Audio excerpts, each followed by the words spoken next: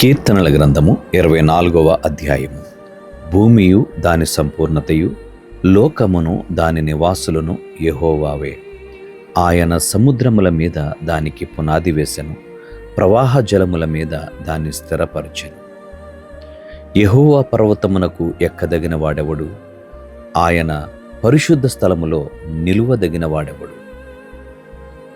వ్యర్థమైన దానియందు మనస్సు పెట్టకయు, కపటముగా ప్రమాణము చేయకయు, నిర్దోషమైన చేతులను శుద్ధ హృదయమును కలిగియుండువాడే.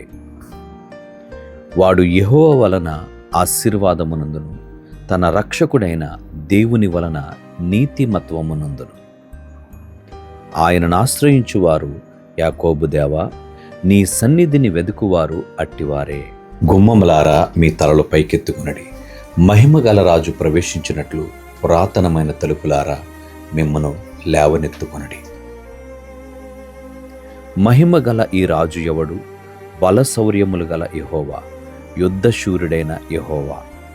గుమ్మములారా మీ తలలు పైకెత్తుకొనడి, పురాతనమైన తలుపులారా మహిమగల రాజు ప్రవేశించినట్లు మిమ్మను లేవనెత్తుకొనడి. మహిమగల ఈ రాజు ఎవడు?